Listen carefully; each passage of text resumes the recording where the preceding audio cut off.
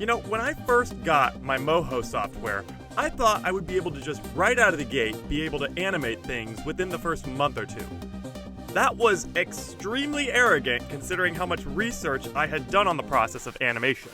Because I wasn't just thinking like simple ball bounces or like, maybe a character waving. No, I was thinking full-fledged cinematic, like Disney Channel level cartoons. And I don't know why I thought that. That was incredibly arrogant to think, oh yeah, just this guy sitting here in his chair with this software who he has no idea how to use. Yeah, I'll be making stuff like that in like a month by myself. No, and I'm not the only one to think this way. I've been online for I don't know how long in some communities, and a lot of animators who are new think that it's that easy. They don't consider some of the things that go into a cartoon like background, character design, props, special effects, voice acting even. All that is just, oh yeah, we'll get to there when we get there. That's probably an extra, month of work? But no, it's not. So this is just kind of my experience with that and how it got me to where I am today.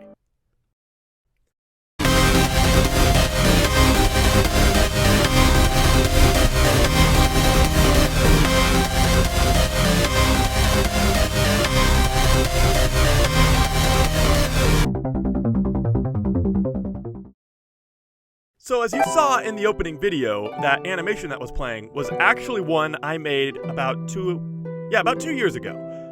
It was a short animation I made, about 7.5, 8 minutes long, that I was wanting to post as a pilot for a series I was making. Inevitably, I didn't do that for multiple reasons.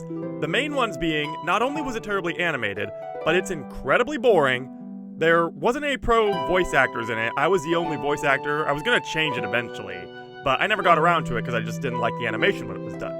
And also, there's no clear, what is happening in this. It's just a bunch of people basically talking on screen. Most of it's just an action scene of a guy running, and there's a UFO here or there, and rip-off stormtrooper driving the UFO. It gets a little more interesting at the end, but not really. It's just a wizard confronts the stormtrooper knockoffs. Thanos dusts their guns in a very bad transition, but as good as I could make it look in Moho. And, well, at the time, I probably could make it look better today, but I'm probably, if I ever revisiting this project again, which I plan to one day, going to completely redo this and probably rewrite the whole thing. Because, honestly, as much as I want to make this cartoon, it just doesn't work because A, bad storytelling, B, bad animation, C, bad execution.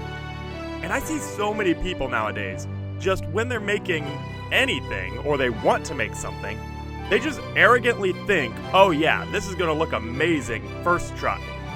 There are some people who, like the woman who makes Has Been Hotel, she made that whole original pilot episode all by herself, which, props to her. Making an episode, if none of you have ever done that, I'm sure at least one or two people of my audience has done that, it is hard work. And the fact that she did it on her own to pitch as a pilot, then it got picked up as a series, is amazing. Now, before you go Googling the first episode of it, it's not done yet. Of Has Been Hotel, I'm talking. But yeah, she made the whole pilot by herself just to pitch to a network so she could get it made as a show. Now, you can go out there and you can do that. A lot of people do that. Like, Final Space was actually originally I think it was a YouTube or Newgrounds Flash animation. It did not look anything like it does today. But the guy who made it was really committed to it, and it was horribly animated, but it got picked up as a series, and now it's an amazing series if you've never seen it. But at the same time, why did those get picked up? Did they have connections? Maybe. Or maybe they just had a really good story. Because a lot of people are willing to forgive very poorly animated anything if it has a compelling story to it. There are a lot of series you could pin to this, like the first season of Ruby especially, before it kind of went off into the later seasons, had a very compelling story. But yeah, or even like Peppa Pig, if none of you have seen that, kids don't care about how good something is animated, especially. They care about what the characters are doing, if the characters are kind of interacting with them, and if the story is interesting enough to grab their attention. I mean, look at Sesame Street. It's literally puppets, and kids watch that. There's no good lip syncing. Sometimes the characters aren't even looking at the right character, but still, kids watch it. So that just goes to show you, you literally can make a show as bad or as good as you want to, and people will probably watch it. There is an audience for you. But if you don't have good writing, or you don't have good voice acting, or your audio is just crap, no one is going to care. I mean, name one series that has terrible voice acting that a large audience watches. There's probably none. So, what I'm getting at this is, I'm probably going to stick around and try and make this pilot one day, but I need to get better at animation. I mean, my motion drawing alone is still terrible.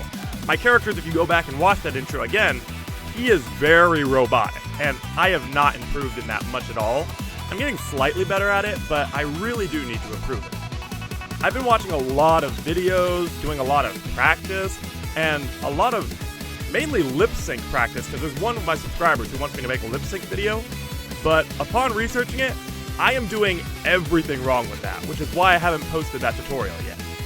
If you want a really good tutorial, I posted this I think in my last video, but I'll put it in the description of this one too.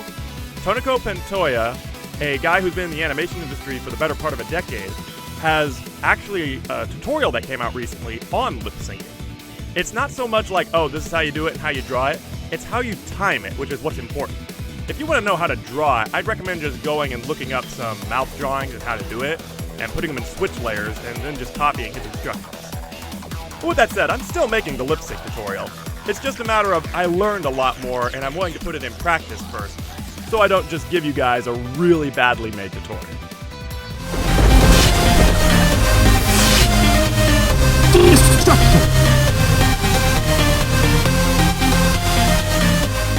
Thank you for watching. If you enjoyed this video, please leave a like.